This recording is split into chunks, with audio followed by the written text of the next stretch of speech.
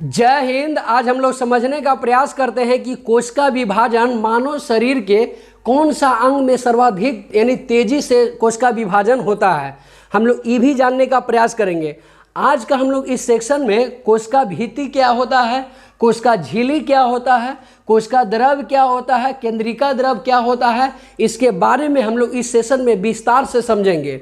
पिछले वाला हम लोग सेशन में समझे थे, कोशिका के खोज के बारे में समझे थे, कोशिका के जो लाभ थे उसके बारे में समझे थे। आज हम लोग जानने का कोशिश करेंगे कि मानव शरीर के कौन सा ऐसा अंग है जहां पर सर्वाधिक तेजी से कोशिका विभाजन होता है।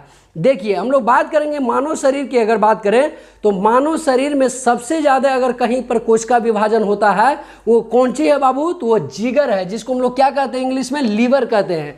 तो लीवर में सबसे ज़्यादा क्या होता है, माने कोशिका विभाजन होता है। अगर मान लीजिए कि मानव शरीर का अगर ये हाथ है, क्या है बाबू? ये हाथ है। अगर हाथ में अगर मान लीजिए कि किसी भी चीज़ से अगर चोट लग जाएगा, या मान लीजिए कि आपको ईंटा से चुरा गया है, या लोढ़ी से चुरा गया है, या हथौड़ी से मार लिए हैं मान लीजिए कि यहाँ पर, तो जब यहाँ पर चोट लगता है तो चोट लगने के बाद यहाँ की कोशिका क्या हो जाती है? मर जाती है। जब ये मर जाती है तो इसको ठीक नहीं किया जा सकता। तो बताइए, अगर हाथ की कोशिका मर गई तो ठीक नहीं किया जा सकता, अगर पैर की कोशिका मर गई तो ये ठीक नहीं किया जा सकता। समझ में आया कि नहीं? तो जब यहाँ पर कोशिका मर जाती है तो इसको कभी भी ठीक नहीं होता है। क्यों नहीं होता है? क्योंकि यहाँ पर यानी बाहरी वाला जो हैंड है, हमारा हाथ है, यहाँ पर चोट लगने के बाद वजह से यहाँ की कोशिका क्या हो गई? नष्ट हो गई, यानी मर गई। तो यहाँ पर कोशिका विभाजन हो भी नहीं करेगा तो ये वाला ठीक कैसे होगा? नहीं होगा। तो आप ये जानने की कोशिश कीजिए कि मानव शरीर में जो कोशिका विभाजन होता है सर्वाधिक तेजी से, वो कहाँ पर होता है? तो लीवर में होता है। कहाँ बाबू? लीवर में। अब आप बताइए, मानव शरीर में अगर कोशिका अगर मर गया है, किसी भी बॉडी में अगर कोशिका मर गया है, तो क्या इसको स्वतः ठीक किया जा सकता है क्या?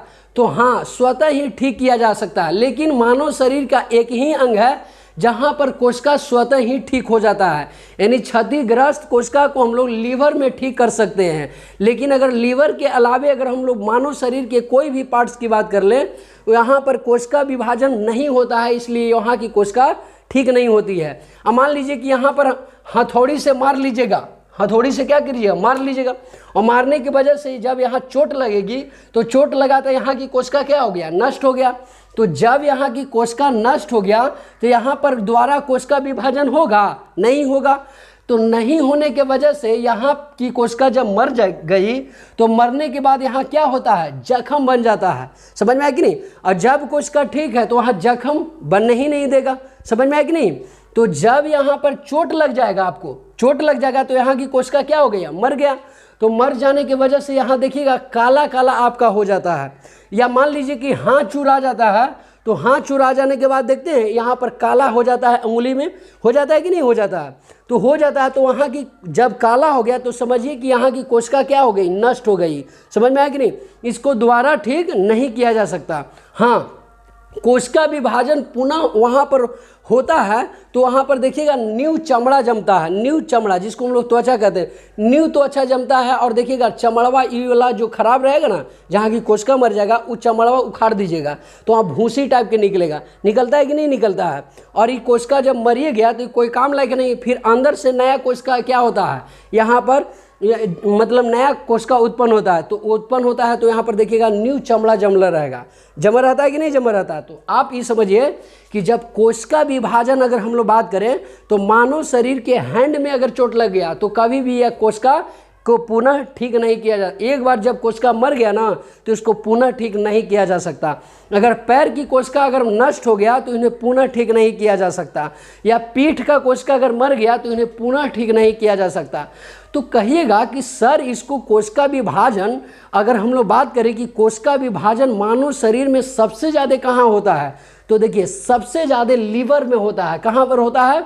लीवर में। समझ में आया कि नहीं? इसको हम लोग यकृत या क्या कहते हैं? जिगर के नाम से जानते हैं। यहाँ पर कोई दिक्कत नहीं ना है?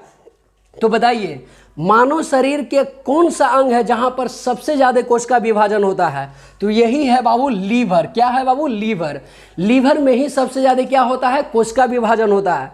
जब मानव शरीर के लीवर में आप चाकू मार दीजिएगा, छुरा मार दीजिए, कुछ मार दीजिएगा ये लीवर में, यहाँ कितना हूँ आपको जितना मन करता है उतना एकदम छेद छेद कर दीजिए, यहाँ पर कुछ चाकू मार दीजिए लीवर में, कितना हूँ मार दीजिएगा, लेकिन लीवर वहाँ पर तेजी से कोशिका विभाजन होता है। इसलिए देखिएगा लीवर को तुरंत ज्वाइंट कर लिया जाता है, तुरंत वहाँ ज्वाइन हो जाएगा। क्यों होता है? क्योंकि वहाँ पर लीवर में सबसे ज़्यादा क्या होता है? कोशिका विभाजन होता है। अगर यहाँ की लीवर की कोशिका अगर नष्ट हो गई है या क्षतिग्रस्त हो गई तो इन्हें पुनः ठीक कर लिया जाता है, यानी ठीक हो जाता है स्वतः ही। यानी कोशिका वहाँ मरा, अब फिर तुरंत हो जाएगा, कोशिका विभाजन होता है वहाँ लीवर में, क्या होता है? कोशिका विभाजन होता है, इसलिए स्वतः ही इसको ठीक कर लिया जाता है।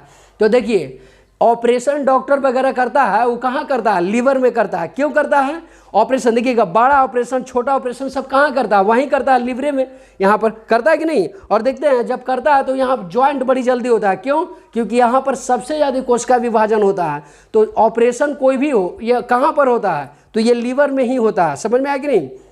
तो लीवर को यहाँ पर फाड़ दीजिएगा, चीर दीजिएगा, कोई दिक्कत नहीं है। ऑपरेशन कर देगा, यहाँ पर ऑपरेशन करेगा तो यहाँ पर सर्वाधिक तेजी से क्या होता है? कोशिका विभाजन होता है। इसलिए ऑपरेशन वाला भाग बड़ी जल्दी क्या हो जाएगा? ठीक हो जाएगा, तुरंत ज्वाइंट हो जाता है कि नहीं?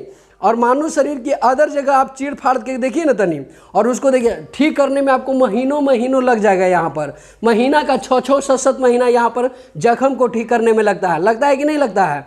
लेकिन अगर लीवर का ऑपरेशन होगा ना तो लीवर का ऑपरेशन महज 15 से 20 दिन में यहाँ पर क्या हो जाएगा? यहाँ तुरंत क्या होगा? कोशिका विभाजन होगा। और जब कोशिका विभाजन होगा तो तुरंत यहाँ का ऑपरेशन वाला जो एरिया है वो क्या हो जाएगा? ठीक हो जाएगा, यानी ज्वाइंट हो जाएगा। तो देखिए आपसे अगर हम बात करें कि सबसे ज़्यादा अगर कोशिका विभाजन कहाँ होगा तो लीवर में होगा, जिसको हम लोग क्या कहते हैं? यकृत को हम लोग पैंक्रियाज को भी नाम से जानते हैं। समझ में आएगी? इसी को हम लोग जिगर कहते हैं। लड़की सब जानते हैं, लड़की सब जिगर किसको कहते हैं? कोई देखिए कोई एक लड़का है उसको देखिएगा लड़की सब कहता है वो मेरा जिगर का टुकड़ा है। अरे नए भर जिगर का टुकड़ा है, और जब पुरान हो जाएगा ना तो जिगर का आपको नरक बना देगा। समझ में आया कि नहीं? तो लड़का के फेरा में यहाँ पर नहीं रहना चाहिए, और लड़कियों को सोचना चाहिए कि पढ़ाई लिखाई करके यहाँ पर बेहतरीन काम कर लेना बहुत चालाकी वाला काम होता है। समझ में आया कि नहीं? तो जिगर लड़का को नहीं मानना चाहिए। जो जिगर आपका है वो कौन है? शरीर में कौन सा जिगर है? तो शरीर में जिगर कहते हैं किसको है? लीवर को। तो आपका जिगर कौन हुआ? लीवर। समझ में आया कि नहीं? लड़की लोग बगलोल होती है, यहाँ पर लड़की लोग क्या होती है? बगलोल। वो लड़का को मान लेता है जिगर। है ससुरा, लड़का जिगर कभी हो ही नहीं सकता। समझ में आया कि नहीं? हाँ, नया में आपको कुछ भी कर सकता है। लड़का आपको बुलेट गाड़ी पर घुमा देगा, पल्सर गाड़ी पर घुमा देगा, कहीं भी घुमा सकता है। समझ में आया? नया में कहेंगे वो मेरा जिगर का टुकड़ा है। अरे ससुरा, ये जिगर का टुकड़ा नहीं है, ये नया में आपको क्या करा एकदम, मतलब नया में होता है ना कि लोभ पोट देना, वही लोभ पोट देता है यहाँ पर लड़का। समझ में आया कि नहीं? इसलिए लड़की से मान लीजिए ओ माय गॉड मेरा देखो तो ये जिगर का टुकड़ा है, जिगर का। अरे नया में सब जिगर का टुकड़ा कहता है, तनी पुरान होइए ना जिगर का नरक बना देगा। इसलिए लड़कियों को भी कहते हैं कि पढ़ाई लिखाई करिए, यहाँ पर कोई जिगर का टुकड़ा आपको साथ देने वाला नहीं है। समझ में आएगा नहीं? जिगर का टुकड़ा किसको मानिए? लीवर को मानिए, जहाँ पर सबसे ज़्यादा क्या होता है? कोशिका विभाजन होता है। समझ में आया कि नहीं आया? तो देखिए मानव शरीर में सबसे ज़्यादा कोशिका विभाजन कहाँ होता है बाबू? तो मानव शरीर में सबसे ज़्यादा कोशिका विभाजन लीवर में होता है। समझ में आया कि नहीं? अब हम लोग बात करते हैं यहाँ पर कोशिका के कितने अंग होते हैं। तो आप कहिएगा कि सर कोशिका का अंग के बारे में थोड़ा सा भी बता दीजिए। तो देखिए कोशिका के अंग के बारे में हम लोग बात करेंगे। सबसे पहले हम लोग समझेंगे जीव द्रव, यानी जीव द्रव यहाँ पर सबसे पहले समझेंगे। तो देखिए बाबू, जीव द्रव का खोज सबसे पहले किस वैज्ञानिक ने किया था? तो कुरकिंजे नाम का एक वैज्ञानिक था, इन्होंने ही क्या किया था? जीव द्रव का खोज किया था। अब आप बताइए जीव द्रव का खोज दुनिया का कौन सा वैज्ञानिक किए थे? तो कुरकिंजे नाम का एक वैज्ञानिक थे, इन्होंने ही क्या किया था कि इन्होंने ही जीव द्रव का खोज किया था। तो बताइए जीव द्रव का खोज किस वैज्ञानिक के द्वारा हुआ था? तो ये हुआ था कुरकिंजे महोदय के द्वारा। समझ में आया कि नहीं? कुरकिंजे महोदय इतने बेहतरीन वैज्ञानिक थे कि इन्होंने क्या किया था कि इन्होंने कुरकुंजे महोदय ने ही जीव द्रव का खोज किया था। जीव द्रव को इंग्लिश में क्या कहते हैं? फोटोप्लाज्म कहते हैं। क्या कहते हैं? फोटोप्लाज्म। समझ में आया कि नहीं है? तो बताइए इंग्लिश में जीव द्रव को क्या कहते हैं? फोटोप्लाज्म कहते हैं। फोटोप्लाज्म का खोज किसने किया था? तो कुरकुंजे नाम का वैज्ञानिक ने ही किया था। समझ में आया कि नहीं? तो बताइए जीव द्रव का खोज किसने किया था? तो कुरकुंजे ने किया था। अब आप बताइएगा, कहिएगा सर जीव द्रव होता क्या है? हमको समझ में नहीं आता, जरा इसको भी समझाइए। तो देखिए भाव, जीव द्रव तरल गाढ़ा पदार्थ होता है जीव द्रव में। यानी जीव द्रव समझिए, एक थैला देखे, थैला जिसको हम लोग बैग कहते हैं। समझ में आया कि नहीं? अरे देखिए बाबा उबा ले रहते वो बैग की नहीं बात कर रहे हैं, जो खोसले रहते हैं बाबा वगैरह वो थैला की बात नहीं कर रहे हैं। थैला एक होता है, बैग कहते हैं, जो मतलब लेडीज लोग चलती है लेकर। तो ऐसा ही एक क्या होता है वो, एक ब्लाडर टाइप का होता है। समझ में आया कि नहीं? ब्लाडर उसमें होता है, देखिएगा उसमें तरल हल्का गाढ़ा पदार्थ होता है। समझ में आया कि नहीं? अब आप बताइए, जब आप बैग में पानी भर दीजिएगा तो हाँ कहिएगा ना कि सर बैगवा में हल्का तरल पदार्थ है। तरल पदार्थ का मतलब पानी इसमें भरा हुआ है। समझ में? एक बूढ़ा लोग जानते हैं, जो पुरनकन बूढ़ा था, वो लोग झोली बना के रखता है यहाँ पर। देखिएगा लुंगी पहन लेगा और झोली ओकरा में रखता है कि नहीं? अब पैसवा के देखिएगा पहले क्या करेगा बूढ़ा लोग, क्या करता है सबसे पहले पैसवा को देखिएगा पहले प्लास्टिक में रखेगा, एकदम प्लास्टिक में पहले बांध देगा। एगो प्लास्टिक में नहीं, 3-3 4-4 को प्लास्टिक में रख देगा। और रखने के बाद फिर बूढ़ा सबको देखिए फिर क्या करेगा, वो झोलिया टाइप के ना रहता है, झोली टाइप के, उसमें एकदम रखेगा और रख करके यहाँ पर रहता है रस्सी, ऐसे करके एकदम तीर के बांध लेगा और बांध करके लटका लेगा और अंदर खोस लेगा। समझ में आया कि नहीं? तो वो भी एक झोली होता है। ओशन की बात नहीं कर रहे हैं हम, कर रहे हैं लेडीज़ वाला। देखिए ना बैग, उसमें अगर आप मान लीजिए कि भर दीजिएगा कुछ पानी, तो पानी भर दीजिएगा तो कह सकते हैं ना कि सर उस बैग में पानी है, यानी तरल पदार्थ है। तो हम ये समझाने की कोशिश कर रहे हैं कि देखिए जो जीव द्रव होते हैं ना, जीव द्रव उस क्या होता है, मतलब वो एक झोली टाइप का होता है। समझ में आएगा? झोली टाइप के, ब्लाडर टाइप के होता है और उसमें तरल गाढ़ा पदार्थ होता है, यानी तरल गाढ़ा पदार्थ से ये भरा होता है। और इसमें लगभग 80% वो जल होता है। इसमें 80% क्या होता है? जल। तो बताइए इसमें क्या होता है? तरल पदार्थ होता है, यानी जीव द्रव में तरल पदार्थ यानी गाढ़ा तरल पदार्थ से ये बना होता है। समझ में आया कि नहीं? और इसमें 80% यानी 80% पानी होता है वो किस में? तो जीव द्रव में होता है कि नहीं होता है? तो हम लोग बात करेंगे 80% किस में वो पानी होता है? तो जीव द्रव में होता है। समझ में आया कि नहीं? और ये कैसा होता है बाबू? तो हल्का गाढ़ा होता है, गाढ़ा तरल पदार्थ होता है। और ये गाढ़ा तरल पदार्थ सबसे ज़्यादा किस में होता है? तो ये जीव द्रव में होता है। जीव द्रव का खोज किसने किया था? तो कुरकुंजे नाम के वैज्ञानिक ने किया था। समझ में आया कि नहीं? अब देखिए बाबू, इसलिए जीव द्रव को हम लोग क्या कहते हैं बाबू? जीवन का आधार कहते हैं, जीवन का आधार कहते हैं। समझ में आया कि नहीं? अब आप बताइए, आपसे कोई क्वेश्चन पूछेगा कि बताइए मानव शरीर का जीवन का आधार किसको कहते हैं? तो आप कहिएगा कि जीवन का आधार हमेशा जीव द्रव को कहेंगे। समझ में आया कि नहीं? जीव द्रव में कौची होता है बाबू? तो हल्का गाढ़ा तरल पदार्थ होता है और ये हल्का गाढ़ा तरल पदार्थ से भरा होता है जीव द्रव।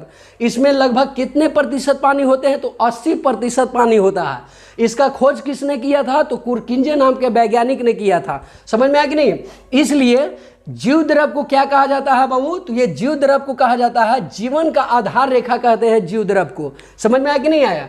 अब देखिए सभी प्रकार की जैविक क्रिया इसी जीव द्रव के अंदर होता है। अब आपसे क्वेश्चन पूछेगा कि सभी प्रकार के जैविक क्रिया यानी जैविक क्रिया किस द्रव के अंदर होता है? तो जीव द्रव के अंदर होता है। तो बताइए सभी प्रकार की जैविक क्रियाएं किस द्रव के अंदर होता है? तो आप कहिएगा कि सर जीव द्रव के अंदर होता है। किस द्रव के बाबू? जीव द्रव के अंदर होता है, द्रव्य के अंदर होता है। तो बताइए सभी जैविक यानी सभी जैविक क्रिया जो हो वो कहाँ पर होता है? तो ये जीव द्रव के अंदर होता है। इसलिए इसको क्या कहा गया है बाबू? जीवन का आधार रेखा कहा गया है, यानी जीवन का आधार कहा गया है। अब हम लोग बात करते हैं जीव द्रव, यानी जीव द्रव कितने प्रकार के होते हैं? तो जीव द्रव 2 प्रकार के होते हैं। पहला को कहते हैं हम लोग कोशिका द्रव, पहला को क्या कहते हैं? कोशिका द्रव, और दूसरा को कहते हैं केंद्रिका द्रव। तो बताइए जीव द्रव कितने प्रकार के? तो 2 प्रकार के। पहला को क्या कहते हैं? कोशिका द्रव, और दूसरा को कहते हैं केंद्रिका यहाँ द्रव। तो बताइए पहलका को कोशिका द्रव और दूसरका को केंद्रिका द्रव कहते हैं। समझ में आया कि नहीं? अब हम लोग बात करते हैं यहाँ पर कि केंद्रिका द्रव कैसा दिखाई देता है और यहाँ पर कोशिका द्रव कैसा दिखाई देता है। तो देखिए बाबू, ये वाला आपको फिगर दिखाई दे रहा हो, ये वाला फिगर में जो हम आपको ऐसे करके यहाँ पर दिखाने का प्रयास किए हैं, ये वाला है बाबू कोशिका द्रव। ये क्या है बाबू? कोशिका द्रव है। अब कहिएगा कि सर कोशिका द्रव हम कैसे पता करेंगे कि ये कोशिका द्रव है और कोशिका केंद्रिका है?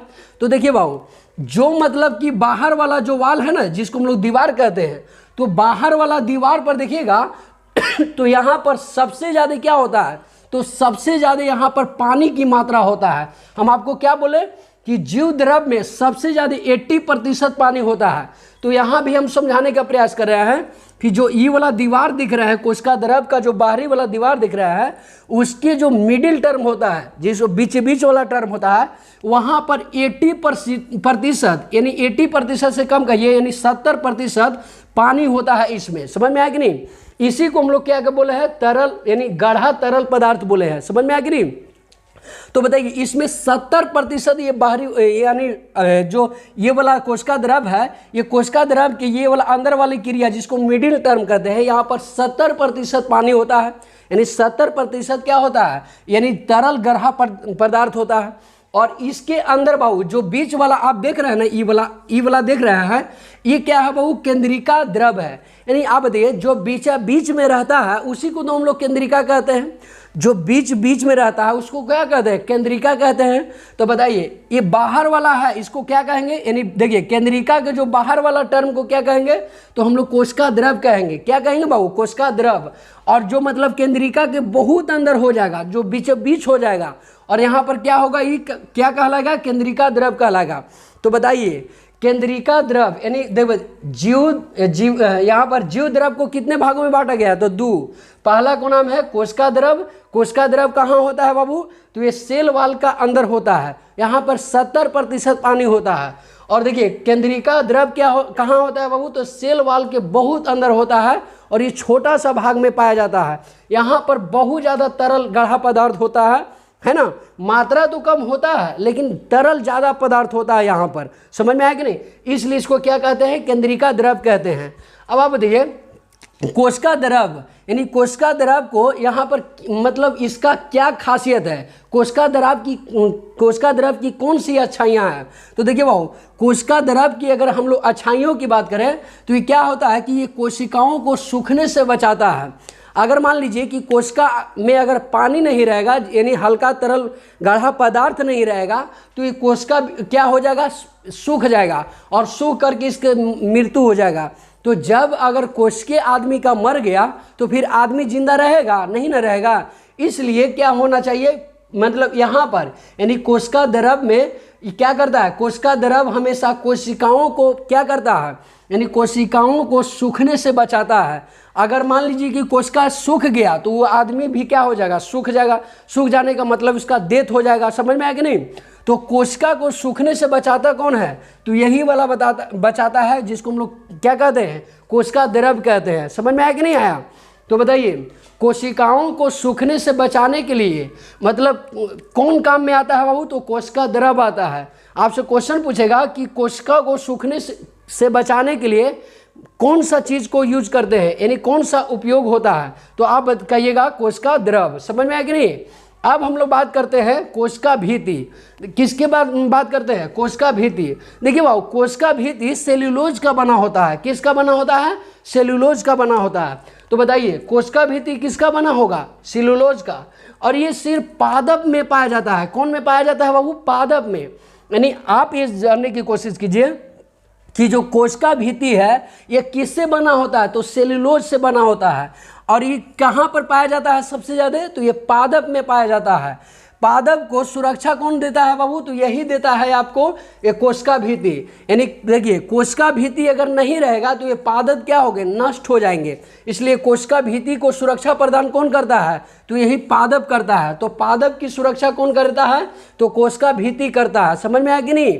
आप देखिए, कोशिका भित्ति किसका बना होता है? तो सेल्यूलोज का बना होता है। ये कहाँ पाया जाता है केवल? तो ये पादप में पाया जाता है। ये क्या करता है? पादप को सुरक्षा प्रदान कौन करेगा? तो कोशिका भित्ति करेगा। अब हम लोग बात करते हैं कि यहाँ पर जो मतलब पादप है, ये पादप किससे बना होता है? तो ये जीवाणुओं से बना होता है। किससे बना होता है बाबू? तो ये जीवाणुओं का बना होता है, इसलिए इसको क्या कहा जाता है? पादप कहा जाता है। समझ में आया कि नहीं? तो बताइए, जीवाणुओं का एक भाग होता है जिसको क्या कहते हैं? पादप कहते हैं। समझ में आया कि नहीं? तो पादप से कौन, जीवाणुओं से कौन बनता है? तो पादप बनता है। अब आप बताइए, जीवाणु जो होते हैं वो उसको क्या कहते हैं? कोशिका भित्ति। अब आप बताइए, जीवाणुओं की रक्षा कौन करता है? तो कोशिका भित्ति करेगा। जीवाणुओं की रक्षा कौन करेगा? कोशिका भित्ति करेगा। और कोशिका भित्ति किसका बना होता है? तो ये पेप्टिडो, यानी यहाँ पर बना होता है किसका? पेप्टिडो ग्लाइकेन का बना होता है। तो बताइए, कोशिका भित्ति किसका बना रहेगा? तो यहाँ पर देखिए, जीवाणु की रक्षा कौन करेगा? कोशिका भित्ति करेगा। और कोशिका भित्ति किसका बना होता है? तो ये पेप्टिडोग्लाइकेन का बना होता है। समझ में आया कि नहीं? तो आपसे क्वेश्चन पूछेगा कि कोशिका भित्ति किससे बना होता है? तो ये बना होता है पेप्टिडोग्लाइकेन से बना होता है। समझ में आया कि नहीं? अब हम लोग बात करेंगे कि जो यहाँ पर कवक किससे बना होता है, यानी कवक किससे बना होता है? तो ये बाबू देखिए, ये कवक जो है ये कोशिका भित्ति से बना होता है। किससे बना होता है? कोशिका भित्ति से। और कोशिका भित्ति किससे बना होता है? तो काइटिन से बना होता है। तो बताइए, कवक किससे बना होता है? तो कवक बना होता है कोशिका भित्ति से। समझ में आया कि नहीं? और कोशिका भित्ति किससे बनी होती है? तो काइटिन से बनी होती है। तो आपसे कभी क्वेश्चन पूछेगा कि कोशिका भित्ति किसका बना होता है? तो काइटिन का बना होता है। समझ में आया कि नहीं? अब हम लोग समझते हैं कोशिका झिल्ली। कोशिका झिल्ली जो होता है ये जंतुओं या पादप दोनों में पाया जाता है। आपसे अगर क्वेश्चन पूछेगा कि कोशिका झिल्ली या कोशिका झिल्ली कहाँ पर पाया जाता है? तो ये जंतु में भी पाया जाता है या पादप में भी पाया जाता है। समझ में है कि नहीं? जंतु का मतलब आप समझ रहे हैं ना? जंतु का मतलब कोई भी जीव जंतु हो वहाँ पर पाया जाएगा कोशिका झिल्ली। और पादप भी रहेगा ना, पादप माने पेड़ पौधा, ये वहाँ पर भी क्या होता है? यानी कोशिका झिल्ली पाया जाता है। समझ में आया कि नहीं? अब आप बताइए, यहाँ पर पादप जो होता है ये पादप में भी पाया जाता है कोशिका झिल्ली, और जंतु में भी कोशिका झिल्ली पाया जाता है। समझ में आया कि नहीं? अब देखिए, कोशिका के अंदर सभी अवयव झिल, यहाँ पर क्या कहलाता है बाबू? यानी कोशिका के अंदर सभी अवयव झिल का बना होता है, यानी झिल्ली का बना होता है। समझ में आया कि नहीं? यह क्या होता है बाबू? यह यहाँ पर किसी भी अंदर में जाने वाली जो पदार्थ है ना उसका नियंत्रण कौन करता है? तो यही कोशिका झिल्ली करता है। तो बताइए, किसी भी चीज़ के अंदर, यानी किसी भी चीज़ का मतलब अंदर समझिएगा, यानी जंतु के अंदर या पादप के अंदर, यानी जाने वाली पदार्थों को नियंत्रण कौन करता है? तो यही कोशिका भित्ति करता है, कोशिका झिल्ली करता है। इसलिए इसको क्या कहा गया है? अर्धपरागमय कहा गया है। समझ में आया कि नहीं? तो बताइए, इसे क्या कहा गया? अर्धपरागमय कहा गया। यानी देखिए, कितना यहाँ पर जंतु में पदार्थ जाएगा और कितना यहाँ पादप में पदार्थ जाएगा, इसका नियंत्रण कौन करता है? तो इसका नियंत्रण कोशिका झिल्ली करता है। इसलिए इसको क्या कहा गया है? अर्धपरागमय कहा गया है। अगले नेक्स्ट सेशन में हम लोग और भी बायोलॉजी के सेक्शन के बारे में समझेंगे। तब तक के लिए जय हिंद, जय भारत।